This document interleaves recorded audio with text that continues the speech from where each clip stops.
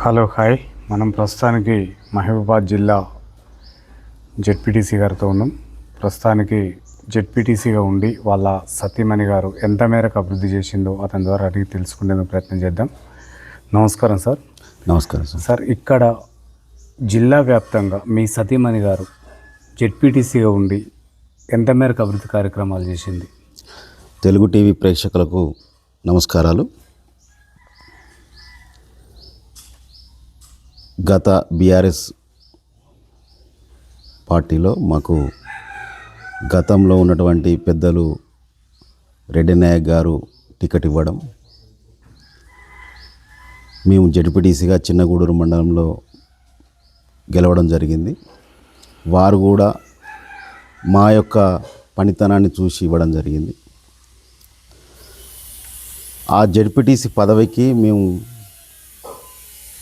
గతంలో ఉన్నటువంటి బీఆర్ఎస్ పార్టీలో న్యాయం చేయలేకపోయినాం. నిధుల కొరతని కూడా చెప్పవచ్చు. గత 5 సంవత్సరాలలో మాకు ఒక 50 లక్షల నిధులు తప్ప నిధుల కొరత అనేది ఏర్పడి మేము చిన్నగూడూరు మండలంలో 10 గ్రామ పంచాయతీలు మేము అనుకున్న ప్రకారం ప్రజలు మా మీద పెట్టుకున్నటువంటి నమ్మకానికి మేము ఫుల్ఫిల్ చేయలేదనేది మాత్రం మాకు కొంత బాధ ఉంది. అయినా వచ్చిన ప్రతి రూపాయను మన్నెగూడెం గ్రామంలో ఒక 5 లక్షల రూపాయలు కల్వర్ట్ కట్టుకోవడానికి ఇచ్చినాం. మంగోరుగూడానికి సీసీ రోడ్డుకి ఇచ్చాం. మన్నెగూడానికి మేఘ్య తండకి ఇచ్చినాం. చేపూర్ తండలో వాళ్ళకు బస్ దిగి తండకు పోవాలంటే సుమారు 1 కిలోమీటర్ దూరం చీకట్లో పోయేది. గత ప్రభుత్వంలో ట్రాన్స్ఫారం సబ్స్టేషన్ దగ్గర ఉన్నా కూడా వాళ్ళకు చీకట్ల ప్రయాణం చేసేవాళ్ళు, స్తంభాలు వేయకపోవడం వల్ల అది గమనించి మా దృష్టికి రావడం వల్ల అక్కడ సోలార్ లైట్లు పెట్టించి స్ట్రీట్ లైట్లతో వాళ్ళను ఇబ్బందుల నుంచి తొలగించినాం. అదేవిధంగా చిన్నగూడూరు మండల కేంద్రంలో ఉన్నటువంటి సబ్ సెంటర్కు హెల్త్ సెంటర్కు మధ్యలో ఒక కాలువ రావడం వల్ల వర్షం పడ్డప్పుడల్లా అవతలికి రాకపోకలు బంద్ అయ్యేది. అది మా దృష్టికి రావడం వల్ల కూడా ఆ కల్వర్ట్ కూడా కట్టించి వాళ్ళ ప్రయాణం సాఫీగా జరుగుతూ ఉన్నది. మళ్ళీ మా విలేజ్లో గుండంరాజుపల్లిలో సీసీ రోడ్లు అనేటివి మా ఊర్లో ఒక 10% కూడా లేకపోయేది. గ్రామం మొత్తంలో ఒక 10% కూడా లేకపోయేది. మాకున్నటువంటి వెసులుబాటుతోని మిగతా ఫండ్తోని మా గ్రామంలో ఉన్నటువంటి సీసీ రోడ్లను కూడా అంతర్గత రోడ్లను కూడా ఏర్పాటు చేసుకోవడం జరిగింది. అప్పుడు డబల్ బెడ్రూములు 2400 ఇళ్ళు కాన్స్టిట్యున్సీకి వచ్చినాయి. డబల్ బెడ్రూమ్లు టెండర్ వేస్తే కూడా టెండర్లో పాల్గొనే కాంట్రాక్టర్ లేకపోయేది.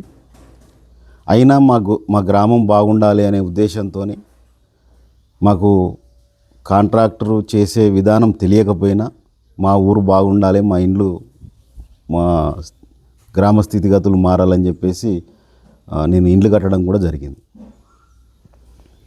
ఓకే సార్, ఇక్కడ మాజీ ఎమ్మెల్యే ఓడిపోవడానికి గల కారణాలు ఏంటి సార్? మెయిన్ కారణం ఏం లేదండి, అప్పుడున్నటువంటి బీఆర్ఎస్ పార్టీలో ఉన్నటువంటి హామీలు అవి ప్రజలకు చేరకపోవడం, అవి పేపర్కు టీవీలలోనే పరిమితం అవ్వడం అదొక సమస్య. 10 సంవత్సరాలలో ఇండ్లు అనేది లేదు కొన్ని గ్రామాలల్లో. అప్పుడు ఆ ప్రభుత్వం కూడా ఎమ్మెల్యేల వరకే చూసుకున్నారు, కింది క్యాడర్ని అశ్రద్ధ చేసిర్రు. పేరుకే సర్పంచులు, ఎంపీటీసీలు, జెడ్పీటీసీలు కానీ వాళ్ళకు నిధులు లేక కనీసం నెలవారీ జీతాలు కూడా రాకపోయే పరిస్థితి ఉండేది. ఏదేమైనా ప్రజలకు ఇచ్చిన మాట కోసం మేము మా పదవులను నెట్టుకుంటూ పోయినాం తప్ప అప్పుడు ప్రభుత్వం మాత్రం మాకు న్యాయం చేయలేదు. సార్, జెడ్పీటీసీగా మీకు ఈ జిల్లా వ్యాప్తంగా ఎలాంటి గౌరవం దక్కింది సార్? గౌరవం అనేది మనం చేసే విధానంలో మన నడవడికలనే ఉంటుందండి. గౌరవం అనేది ఎట్ ఏ టైం ఏదో చేస్తేనో కాదు. ప్రజలు మనల్ని ప్రతిరోజు ప్రతి నిమిషం రాత్రి పగలు గమనిస్తూ ఉంటారు. ఫస్ట్ మన వ్యక్తిత్వం బాగుండాలి, ఏదన్నా మాట ఇచ్చినామంటే ఆ మాట కట్టుబడి ఉండాలి. దానికి నేను 2013 నుంచి ఈ గ్రామంలో గున్నవరాజుపల్లి గ్రామంలో ఏదైతే మాట చెప్తాడో ఆ మాట ప్రకారం ఉంటాడు అనేది మా ప్రజలలో ఉన్నది. కాబట్టి దానికి నేను కట్టుబడి ఎప్పుడూ ఉంటా. అది గమనిస్తున్నారు ప్రజలు. ఓకే సార్, ఇప్పుడు ఈ జిల్లా వ్యాప్తంగా గత ప్రభుత్వం ప్రవేశపెట్టిన పథకాలు ఎంత మేరకు మీరు ప్రజలకు లబ్ధి చేకూర్చారు సార్? ఒక్కటండి, అంటే ప్రభుత్వాలు ఏది చేసినా ప్రొసీడింగ్లు ఇచ్చేది, నిధులు ఇవ్వకపోయేది. మేమేం చేస్తామంటే ప్రొసీడింగ్లు రాగానే పనులు మొదలుపెట్టినాం, కానీ నిధులు రాక చాలామంది ఇబ్బంది పడ్డరు. ముఖ్యంగా గ్రామ సర్పంచులు పనులు చేసి బిల్లులు రాక మీ అందరికీ తెలుసు, సెక్రటరియట్ చుట్టూ అధికారుల చుట్టూ చాలా ఆర్థికంగా నష్టపోయిన వాళ్ళు చాలామంది ఉన్నారు. ఆత్మహత్యలు చేసుకున్న వాళ్ళు కూడా ఉన్నారు. మీరు జెడ్పీటీసీగా ఈ జిల్లా ప్రజలకు ఎంత మేరకు న్యాయం చేశారు సార్? న్యాయం అంటే సార్, ప్రభుత్వాలు ప్రోత్సహించిన దాన్ని బట్టే ఉంటుంది సార్ న్యాయం అనేది. వ్యక్తిగతంగా మేము ఏదైనా చనిపోయిన కుటుంబాలకు ఆసరగా ఉన్నాం. హాస్పిటల్స్ తీసుకుపోవడం కానీ, అక్కడ డాక్టర్లతో మాట్లాడడం కానీ, సమస్య ఏదున్నా అప్పుడున్నటువంటి నాయకులకు మేము మధ్యవర్తిగా వారధిగా ఉన్నాం. ఇటు ప్రజలకు కానీ అటు నాయకులకు కానీ ప్రభుత్వాలకు కానీ ఒక వారధిగా ఉండి మాకున్న పరిధిలో మేము న్యాయం చేసినాం అనేది మాత్రం ఉన్నది. ఓకే సార్, ఈ జిల్లా వ్యాప్తంగా కాంగ్రెస్ ప్రభుత్వం ప్రవేశపెట్టిన 6 గ్యారంటీలు ఎంత మేరకు ప్రజలకు లబ్ధి చేకూరినాయి సార్? ఇప్పుడు గతంలో ఉన్నటువంటి బీఆర్ఎస్ పార్టీ ప్రతి శాఖలో వాస్తవంగా చెప్పాలంటే విధ్వంసం అయిపోయింది. ఇటు రెవెన్యూ కావచ్చు, ఎలక్ట్రిసిటీ కావచ్చు, ప్రతి శాఖ ఇట్లా చెప్పుకుంటూ పోతే ప్రతి శాఖ సర్ప్లస్ ఉన్న రాష్ట్రం, మిగులు బడ్జెట్లో ఉన్నటువంటి రాష్ట్రం ఇలా 8 లక్షల కోట్లకు చేరిపోయిందంటే అక్కడే మనం అర్థం చేసుకోవచ్చు ఏ నాయకుడైనా ఏ వ్యక్తి అయినా. అయితే గత ప్రభుత్వాలు గతంలో ఉన్నటువంటి బడ్జెట్ను ఏ విధంగా అంచనా వేసుకొని డెవలప్మెంట్ చేసుకుంటూ పోయినాయో, 10 సంవత్సరాలు కేసీఆర్ గారి గవర్నమెంట్ ఏ విధంగా అంచనా వేసుకుంటా ముందుకు పోయిందో, ఈ 15 నెలల పాలనలో గౌరవ ముఖ్యమంత్రి రేవంత్ రెడ్డి గారు నిరుద్యోగ సమస్యను తగ్గించడం జరిగింది. ఉద్యోగస్తులకు ఫస్ట్ తారీఖు జీతాలు వేస్తున్నారు.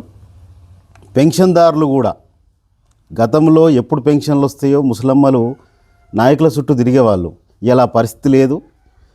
వాళ్ళకు కూడా టైంకు పెన్షన్లు పడుతున్నాయి. ఓకే సార్, మీ జిల్లా వ్యాప్తంగా ఇక్కడున్న ప్రతిపక్షాలు రైతులు చాలా నిరుత్సాహంగా ఉన్నారు. వాళ్ళకు రైతు బంధు కానీ రుణమాఫీ కానీ ఇక్కడికి కాలేదంటున్నారు సార్. దీనిపైన జిల్లా వ్యాప్తంగా మీరు ఎలాంటి నిర్ణయం తీసుకోబోతుంది ప్రభుత్వం? సార్, ఇప్పుడున్నటువంటి రాష్ట్రం ఏంటంటే గతంలో అప్పులు తీసుకొచ్చి పంచేది. ఇప్పుడున్నటువంటి గౌరవ ముఖ్యమంత్రి రేవంత్ రెడ్డి గారు ఫస్ట్ ఆర్థిక వ్యవస్థను గాడిలో పెట్టుకొని ఉన్న దాంట్లో సర్దుకపోయి ప్రజలకు ఉన్నది ఉన్నట్టు చెప్పుకుంటూ, వాస్తవాలు చెప్పుకుంటూ, ఏదో బడ్జెట్ను అంకెల గారడి చేసి ప్రజలకు మాటలు ఇచ్చి చేయకపోతే బదనం అవుతామని చెప్పేసి ఇప్పుడు వాస్తవాలు ప్రజల ముందు పెట్టి గీ పని చేస్తామని ఒక లిస్టు ప్రకారం పోతున్న గవర్నమెంట్ ఇప్పుడు కాంగ్రెస్ గవర్నమెంట్. మీ అందరికీ తెలుసు, గత 10 సంవత్సరాలు మేము బీఆర్ఎస్ పార్టీలో ఉన్నాం. ఒక రేషన్ కార్డు ఇవ్వలేదండి. ఒక్కసారి ఒక పెద్ద ఆయన ముసలైన చనిపోతే ఆ పెన్షన్ మళ్ళీ భార్యకు రావడానికి 2.5-3 సంవత్సరాలు పట్టేది. మేము ఏ ఆఫీసుకు పోయినా కూడా అక్కడ తాళం వేసి ఉన్నారని చెప్పేసి, హైదరాబాద్లో తాళం వేసిరు ఇక్కడ రాకపోయేదని కలెక్టర్ గారే చెప్పేదండి. కలెక్టర్స్కి కూడా ఏ పవర్స్ లేవు అప్పుడు. ఇప్పుడు ఆ పరిస్థితి లేదు. గతంలో దొడ్డు బియ్యం వస్తే చివరికి మిల్లులకు కాకినాడ ఎయిర్పోర్టుకు పోయేది. మనం అందరం పేపర్లలో టీవీలలో చూస్తున్నాం. ఇలా పరిస్థితి లేదు. ప్రతి పేదవాడికి 84-90% కుటుంబాలకు జనాలకు సన్న బియ్యం ఇవ్వాలనేది గౌరవ ముఖ్యమంత్రి రేవంత్ రెడ్డి గారి సంకల్పం. ఆ విధంగానే సివిల్ శాఖ మంత్రి పెద్దలు ఉత్తమ్ కుమార్ రెడ్డి గారు ప్రయత్నం చేస్తూ ఉన్నారు.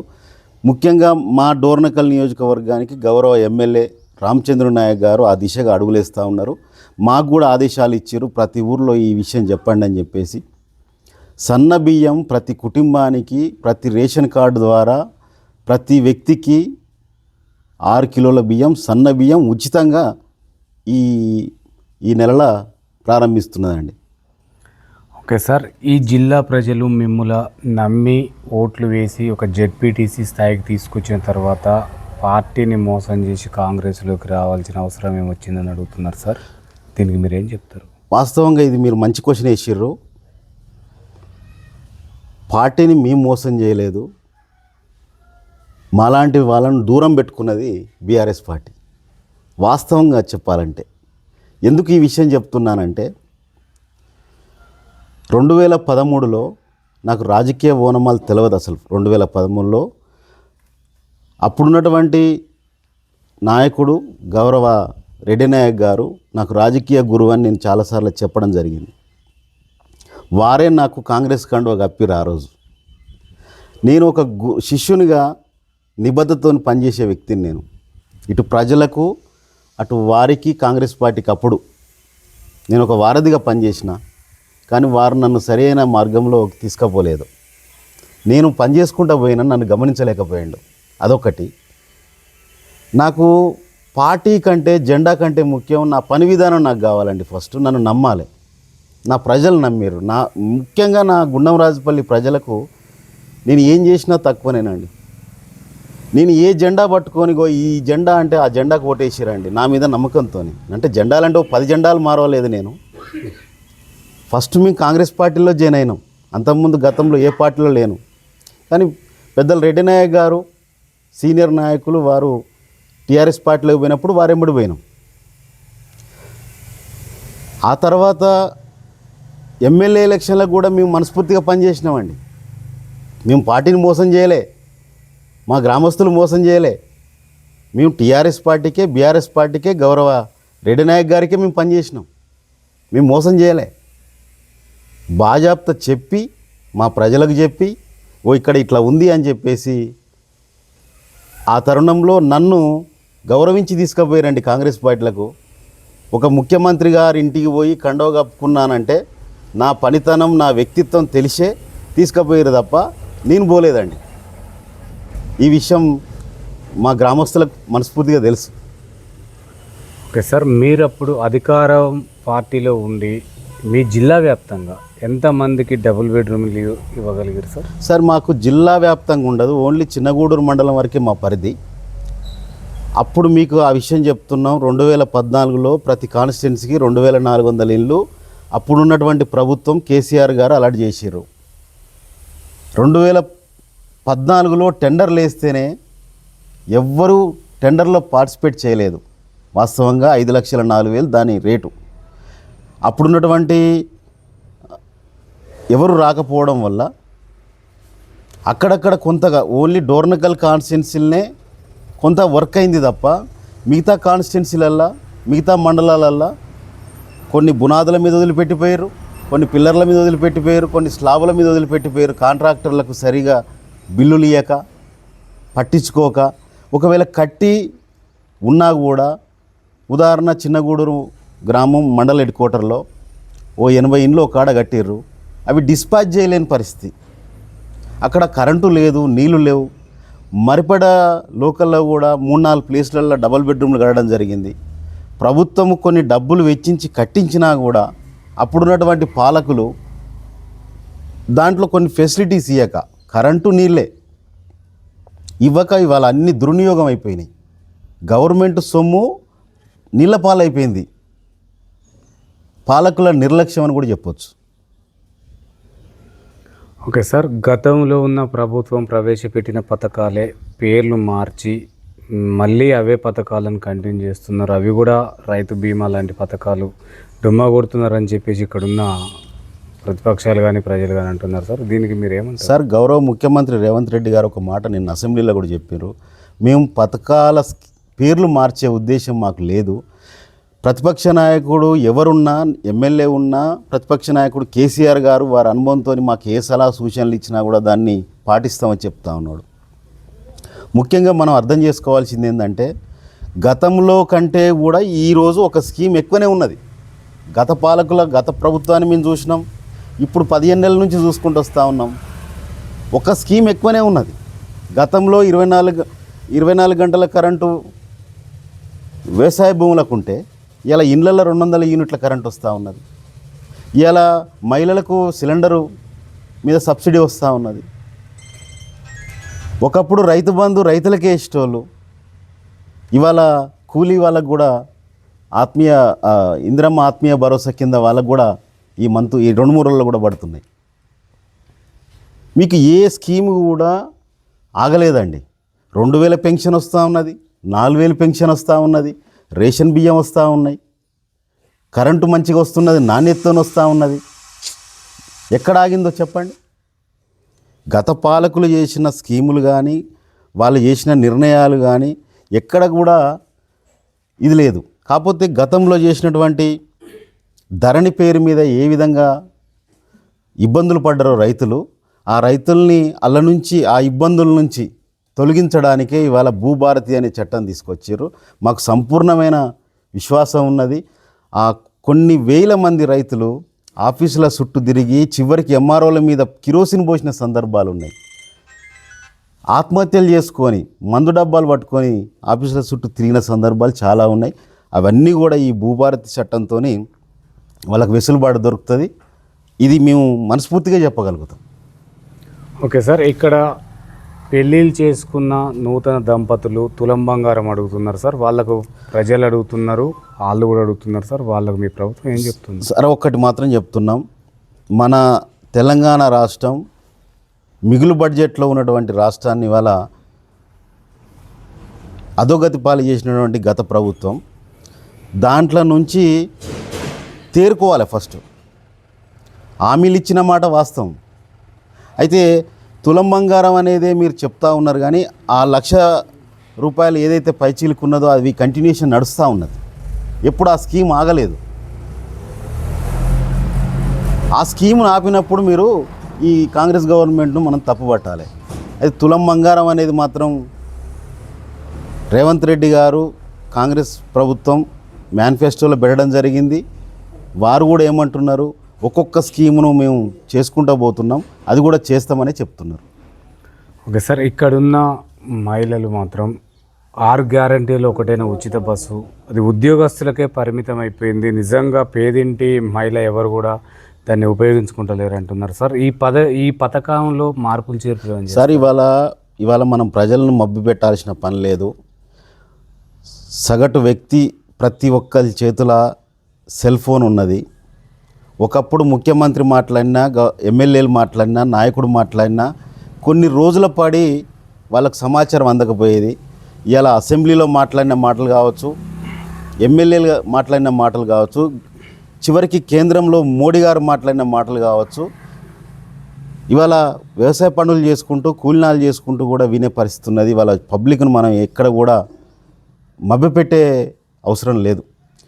గౌరవ ముఖ్యమంత్రి గారు ఏం చెప్తా ఉన్నారు, మన బడ్జెటు మనకున్న వెసులుబాటు, ఫస్ట్ మన ఆదాయాన్ని పెంచుకుందాం. ఈ కాంగ్రెస్ పాలనలో ఇంకా 3.5 సంవత్సరాలు ఉందండి. తొందరపడి ఆగమై ఉన్నట్టు బడ్జెట్ పెట్టుకొని ప్రజలకు మనం వాస్తవాలు చెప్పి ఏదో గత ప్రభుత్వం ఏదో ఒక ఎలక్షన్ రాగానే ఒక స్కీమ్ పెట్టినట్టు కాకుండా ఇప్పుడు ప్రజలకు ఏదైతే అవసరం ఉందో అవి వాస్తవాలు చెప్పి మేము గమనించింది ఒకటి మీకు చెప్తా ఉన్నానండి. ఆర్టీసీ అలా ఎంత ఫ్రీ అయిపోయిందండి. ఇలా మహిళలు దేవస్థానాలకు కానీ పెళ్ళిళ్ళకు కానీ వాళ్ళకు ఉన్నటువంటి ఉద్యోగరీత్యా కానీ ప్రయాణాలు చేస్తూ ఉన్నారు. ఇలా 1000కి పైగా బస్సులు తీసుకున్నారండి, ఇంకా బస్సులు కొంటున్నారు. ఇలా ఆర్టీసీ వాళ్ళు చాలా హ్యాపీగా ఉన్నారు. ఆర్టీసీ వ్యవస్థ చాలా హ్యాపీగా ఉన్నది. ఒకప్పుడు 5 నెలలు 6 నెలల జీతాలు ఇవ్వక కండక్టర్లు డ్రైవర్లు రోడ్ల మీద ధర్నాలు చేసేది. ఇలా పరిస్థితి లేదు. ఇలా ప్రతి మహిళ సంతోషంగా ఆర్టీసీ బస్సులో ప్రయాణం చేస్తూ ఉన్నది. తెలంగాణ రాష్ట్రంలో ఏ మారుమూల ప్రాంతానికి పోయినా కూడా మీకు ఆర్టీసీ వెసులుబాటు తీసుకొస్తూ ఉన్నది. కొన్ని గ్రామీణ ప్రాంతాలలో బస్సు సౌకర్యం లేదు. అది మేము కూడా ఆ సమాచారాన్ని మేము గౌరవ ఎమ్మెల్యేలకు ప్రభుత్వం దృష్టికి కూడా మా పరిధిలో మేము తీసుకుపోతూ ఉన్నాం. అయితే కొత్త బస్సులు కూడా కొన్ని డిపోలకు కూడా అలాట్ చేస్తూ ఉన్నారు. ఆ సమస్య కూడా అందరికీ అందుబాటులోకి ఇదవుతుంది. ఓకే సార్, రాష్ట్ర వ్యాప్తంగా బీసీ ఎస్సీ వర్గీకరణ ద్వారా రాష్ట్రంలో ఏమన్నా పెను మార్పులు రాబోతున్నాయా? 100% అండి. బీసీలకు న్యాయం జరగాలనేది గతంలో కొన్ని సంవత్సరాల నుంచి పోరాటాలు జరుగుతూ ఉన్నాయి. అది న్యాయమే. దానికి ముందు పడ్డది ఎవరండి? బీజేపీ ముందు పడలేదు, బీఆర్ఎస్ ముందు పడలేదు. వాళ్ళు ఏమైనా అరడం, ఎలక్షన్లు రాగానే ఓట్లు వేయించుకోవడం, పక్కకు జరిగిపోవడం. కానీ గౌరవ ముఖ్యమంత్రి రేవంత్ రెడ్డి గారు, కాంగ్రెస్ పార్టీ, రాహుల్ గాంధీ గారు ఏదైతే చెప్పిరో దానికి కట్టుబడి ఉండి దాన్ని ముందుకు తీసుకుపోయిన వ్యక్తి ప్రభుత్వం, కాంగ్రెస్ ప్రభుత్వం. ఓకే సార్, తప్పుడు నివేదిక ఇచ్చిరని చెప్పేసి మీ ఎమ్మెల్సీ గారు అనడం జరిగింది సార్. ఆ నివేదికను కూడా ఆఫీసులో సరే, ఎమ్మెల్సీ గారు అన్నదాన్ని కూడా దానికి ఆ కమిటీ ఎవరైతే ఉన్నారో దానికి సమాధానం చెప్పారు. మళ్ళీ కూడా టైం ఇచ్చారు, ఇళ్ళకి వచ్చారు, ఎంపీడీ ఆఫీసులల్లో దానికి సంబంధించిన టేబుల్ వేసి చివరికి ఫోన్లలో కూడా మేము మా డీటెయిల్స్ ఇవ్వమని చెప్పారు. వాటిని కూడా ప్రక్షాళన చేసి దానికి కూడా ఆ 3% ఏదైతుందో దాన్ని కూడా చేయడం జరిగింది. ఏదున్నా ప్రతిపక్షాలకు గౌరవించుకుంటూ ఎవరు చెప్పినా, ఒక ఎమ్మెల్సీ గారు చెప్పిందే కాదు, ఎవ్వరు సగటు నాయకుడు చెప్పినా కూడా దాన్ని పరిణామాలు తీసుకొని ఎక్కడ ఏమైనా సర్దుబాట్లు ఉంటే కూడా చేసుకొని పోదామని గౌరవ ముఖ్యమంత్రి గారు, కాంగ్రెస్ పార్టీ, గౌరవ ఎమ్మెల్యేలు అందరూ ప్రజలకు వాస్తవాలు చెప్తున్నారండి. ఓకే సార్, మీరు బీఆర్ఎస్ పార్టీలో ఉన్నప్పుడు వీధిలో బెల్ట్ షాపులు విపరీతంగా ఉన్నాయి సార్. ఆ విషయం మీకు తెలుసు, మీరు ఆ పార్టీలో ఉన్నారు కాబట్టి. ఇప్పుడు కాంగ్రెస్లోకి వచ్చారు, కాంగ్రెస్ ప్రభుత్వం నిర్మూలించడానికి ప్రయత్నం చేస్తుంది సార్. దీనిపైన మీ కృషి ఏంటి సార్? దానిపైన అది గవర్నమెంట్ పెద్దవాళ్ళ నిర్ణయం, వాళ్ళ మనసులో ఉన్నదండి. వాళ్ళు దాని మీద ఒక చర్చ అయితే నడుస్తుంది, వాళ్ళు నిర్ణయం తీసుకుంటారు. ఓకే సార్, ఇక్కడ రాష్ట్ర వ్యాప్తంగా చూసుకుంటే యువత మొత్తం కూడా డ్రగ్స్ మాఫియాకు బానిసలు అవుతున్నారు సార్. చిన్న పిల్లలు, స్కూళ్ళ పిల్లలు కూడా అలవాటు చేస్తున్నారు. ఈ నిర్మూలన కోసం ఎలాంటి చట్టాలు వస్తే బాగుంటుంది అంటారు? సార్, నాకున్న పరిజ్ఞానం మేరకు సార్, మా మండలం గురించో మా జిల్లా గురించో అడిగితే బాగుంటుంది. సరే, మీరు అడిగిన దాంట్లో తప్పేం లేదు. ఇవాళ యువత పక్కదారి పడుతున్న దానికి కారణం మనకు తెలియంది కాదు. దాని మారక ద్రవ్యాల మీద వ్యాపారాలు చేసి ఇవాళ ఫస్ట్ దేశంలోకి, ఇవాళ రాష్ట్రంలోకి, ఇవాళ జిల్లాలకు, విలేజ్లకు కూడా బాకే పరిస్థితి వచ్చింది. చివరికి గంజాయి మత్తులో విలేజ్లలో ఉన్నటువంటి యువత కూడా వాటి మోజులో పడి వాళ్ళ జీవితాలు ఆగం చేసుకుంటూ ఉన్నారు. మీకు గతంలో చెప్తాం, ప్రతి ఊర్లో బెల్లము, గంజాయి విచ్చలవిడిగా ఉండేది. ఇవాళ గౌరవ ముఖ్యమంత్రి గారు వాటి మీదనే ఫోకస్ చేసి వాటి మీద ఒక యుద్ధం లెక్క వాటిని ప్రక్షాళన చేయాలనే ఉద్దేశంతో మాత్రం కాంగ్రెస్ గవర్నమెంటు, గౌరవ ముఖ్యమంత్రి గారు, ఇక్కడ మాకు స్థానికంగా ఉన్నటువంటి గౌరవ ఎమ్మెల్యే రామచంద్ర నాయక్ గారు కూడా ఎప్పటికప్పుడు వాటి మీద రివ్యూలు చేసి వాటి మీద ఒక శ్రద్ధ అయితే పెట్టిండు. వారి ఉద్దేశం కూడా మెయిన్గా డాక్టర్ వారు విద్య, వైద్యం మీద స్టూడెంట్స్ పక్కదారి పట్టకుండా గౌరవ ఎమ్మెల్యే గారు ఆ దిశగా ఒక ఫస్ట్ పాయింట్ కింద వాళ్ళు పెట్టుకోవడం జరిగింది. ఓకే సార్, ఇక్కడున్న ఎమ్మెల్యే రామచంద్ర నాయక్ గారికి మంత్రి పదవి ఆలోచనలు ఏం లేవా?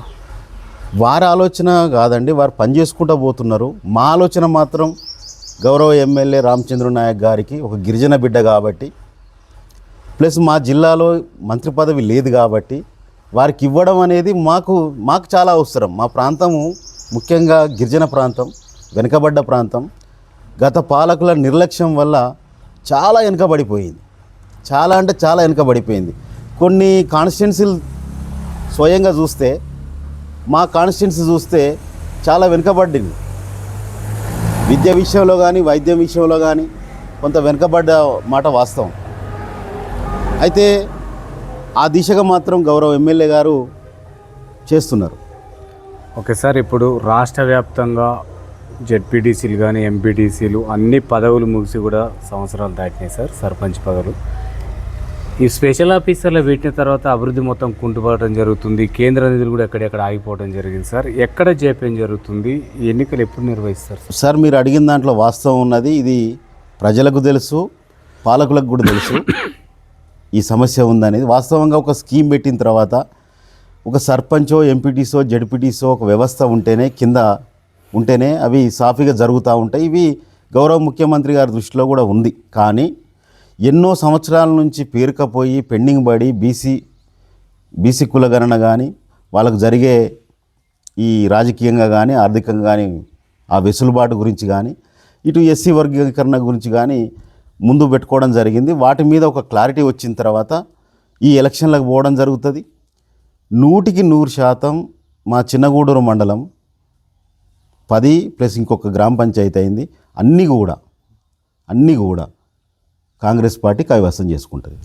ఓకే సార్, మీ మండలంలో ఉన్న కొంతమంది ప్రజలు మా దృష్టికి తీసుకొచ్చిన సమస్య సార్, విలేజ్లలో గ్రామ సభలు జరిగినప్పుడు ఈ ఇందిరమ్మ ఇండ్లు కానీ రేషన్ కార్డులు కానీ ధనికులకు మాత్రమే చెందిన నిజంగా నిరుపేదలకు దక్కలేవని చెప్పేసి కొంతమంది అక్కడక్కడ ఆవేదన వ్యక్తం చెందుతున్నారు సార్. గొడవలు కూడా జరిగినాయి గ్రామ సభలు జరగకుండా. దీనిపైన మీరు ఒక సీనియర్ నాయకులు సార్, గౌరవ ముఖ్యమంత్రి రేవంత్ రెడ్డి గారు, కాంగ్రెస్ ప్రభుత్వం, ముఖ్యంగా మా డోర్నకల్ నియోజకవర్గంలో రామచంద్ర నాయక్ గారు ఒకరు ఆ పార్టీ ఈ పార్టీ అని కానీ ఆ కులం ఈ కులం అని కానీ ఎక్కడ వ్యత్యాసం లేదండి. ఒక ప్రభుత్వం నుంచి ఏ పథకం వచ్చినా కూడా ఉన్నోళ్ళని లేనోళ్ళని ఇదని అదని ఈ పార్టీ ఆ పార్టీ అని లేదండి. దయచేసి ఇది రాంగ్ మెసేజ్ అండి.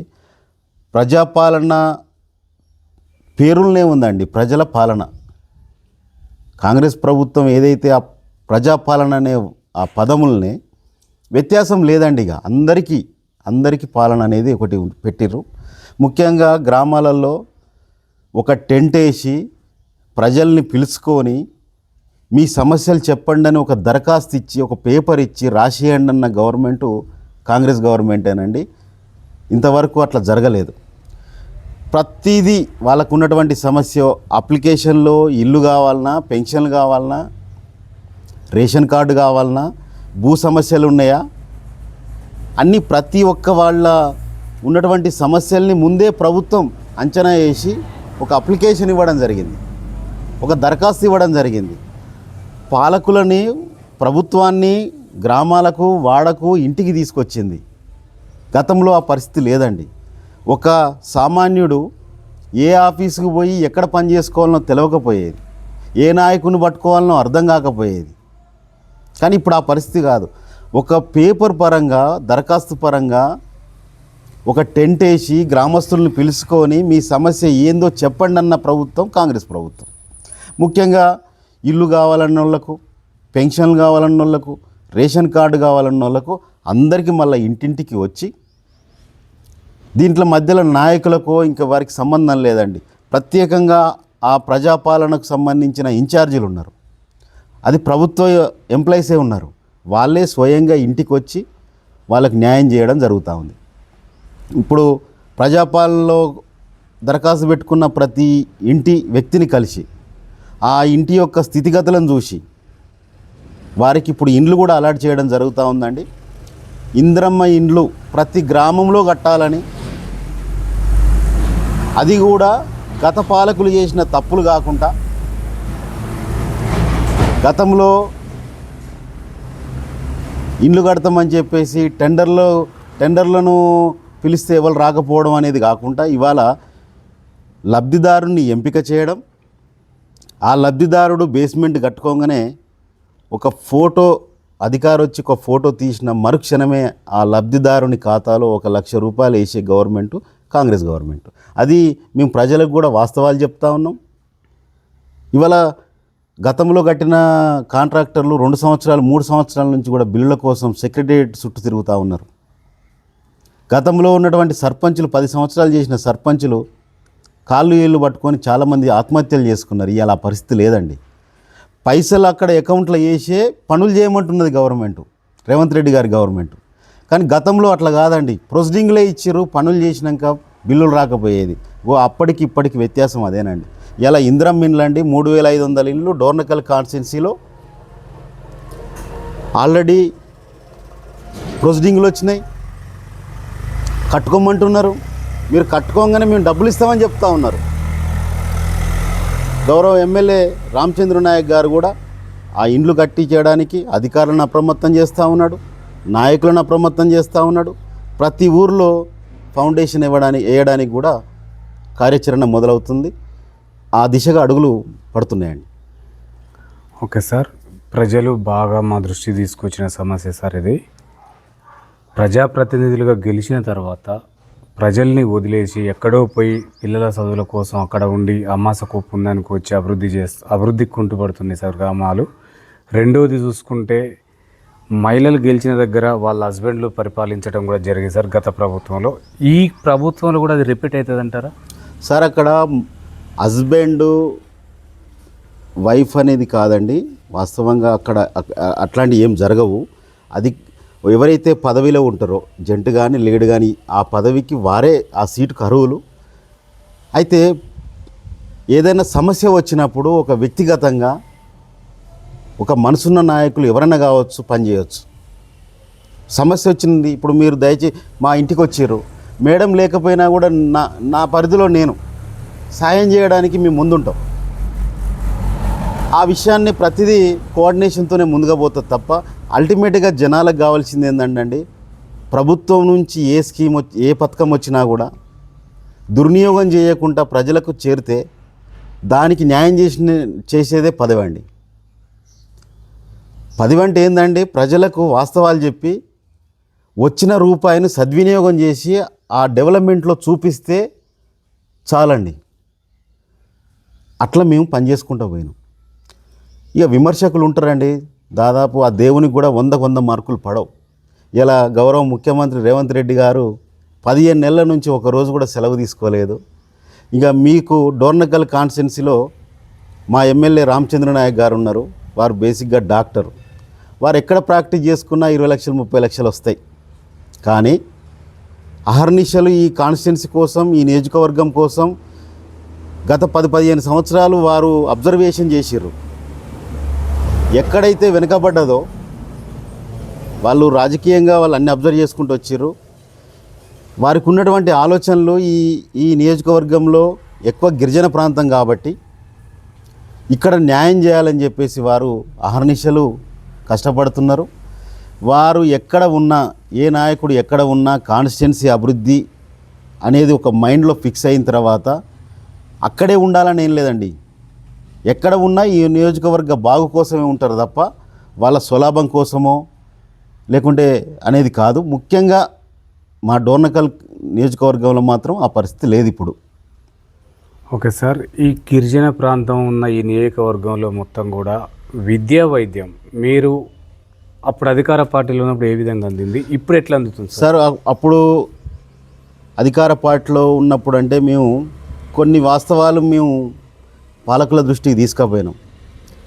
ఉదాహరణ, చిన్నగూడూరు మండల కేంద్రంలో చాలా ఎప్పటి నుంచో ఉన్నదండి స్కూలు, 10వ తరగతి వరకు ఉంటుంది. చాలా పిల్లలు కూడా వివిధ ప్రాంతాల నుంచి అక్కడికి వస్తారు.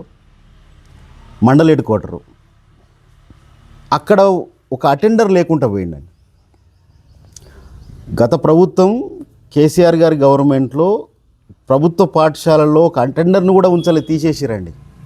మరి అక్కడ ఉన్నటువంటి ఊడ్చడం కానీ, ఆ రిజిస్టర్లు చూడడం కానీ, ఆఫీస్ తాళాలు వేయడం కానీ ఇవన్నీ కూడా హెడ్ మాస్టర్లు వేసుకునేది. ఊడ్చడం మాత్రం మళ్ళీ గ్రామ పంచాయతీ సిబ్బంది పోయి ఊడ్చేది. ఆ సిబ్బందికి కూడా జీతాలు రాక అరకొర నిధులతోని అప్పుడున్నటువంటి సర్పంచులు, చివరికి సర్పంచులు కూడా చీపురు గట్టలు పట్టుకొని ఊడ్చే పరిస్థితికి వచ్చిందండి. ఆ తర్వాత కొన్ని స్కూళ్ళను ఎంపిక చేసుకొని కొన్ని స్కూళ్ళల్లో మరమ్మతులు చేయడం జరిగింది. కానీ ఆ నిధులు రాక కూడా కొన్ని స్లాబుల మీద, గోడల మీద అస్తవ్యస్తంగా ఉన్నదండి. ఓకే సార్, చివరిగా ముగించే ముందు లాస్ట్ ఒక క్వశ్చన్ సార్.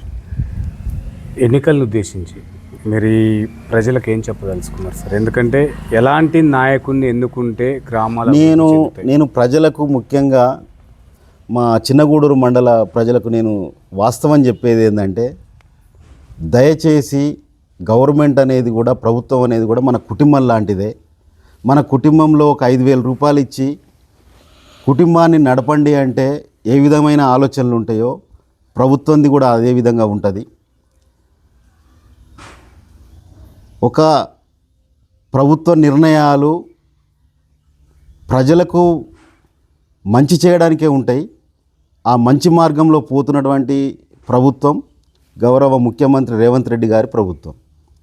నేను గతంలో బీఆర్ఎస్ పార్టీ విధానాలు, గతంలో ఉన్నటువంటి ప్రభుత్వ విధానాలు నేను చూసిన వ్యక్తిని కాబట్టి, అనుభవించిన వ్యక్తిని కాబట్టి నేను ఆ పార్టీని కానీ ఆ నాయకులను కానీ నిందించడం కాదు, కానీ అప్పుడు ఉన్నటువంటి సిస్టమ్ కొంత ప్రజలకు ఇబ్బంది కలిగింది కాబట్టే ప్రతి నియోజకవర్గంలో 40,000 మెజార్టీ, 50,000 మెజార్టీ వచ్చింది. వీటన్నిటికీ ఉదాహరణ ఏంటంటే గతంలో ఉన్నటువంటి స్కీములు కానీ ప్రజలకు చేరువ కాలేదు.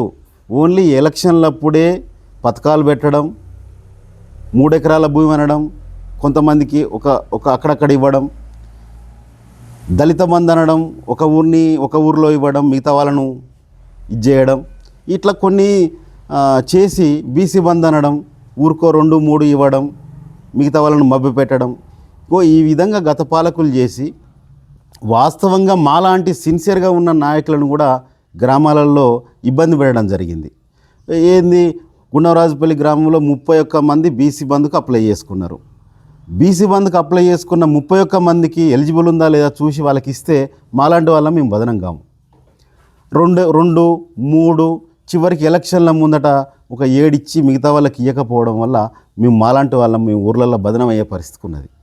ఇట్లా ఏ స్కీమ్ పెట్టినా కూడా ఆలోచన లేని విధానాలు, అసలు గ్రామస్తులు ఏమనుకుంటున్నారు, ప్రజలు ఏమనుకుంటున్నారు, ఈ వాస్తవమైన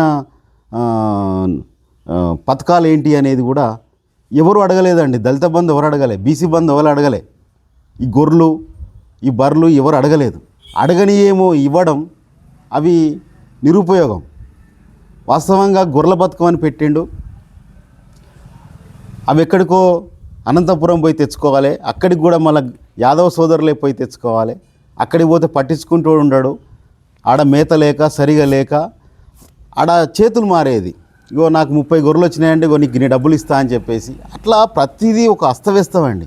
చివరికి డీసీఎంలలో వస్తుంటే కూడా సగం గొర్రెలు చచ్చిపోయేది. అట్లా కొంతమంది లబ్ధిదారులు నష్టపోవడం జరిగింది. దాంట్లో కూడా ఒక ఒక ఒక కింది స్థాయి వరకు అసలు ఏం జరుగుతుందో తెలుసుకోకపోవడం, అసలు కార్యకర్తల్ని పట్టించుకోకపోవడం. ఉదాహరణ చెప్తున్నానండి, పీకే సర్వే అని స్వయంగా నా దగ్గరికి రావడం జరిగింది. వారికి నేను ఒక సూచన చెప్పిన, పీకే సర్వే మాకు అవసరం లేదు, మండలానికి ఒక 4-5 నాయకులు మాలాంటి వాళ్ళను గౌరవ కేటీఆర్ గారిని పిలవమని చెప్పండి, పిలిస్తే నాలాంటి వాళ్ళని సమస్యలు ఏందో చెప్తే అది పార్టీకి ప్రభుత్వానికి ఉపయోగపడుతుంది.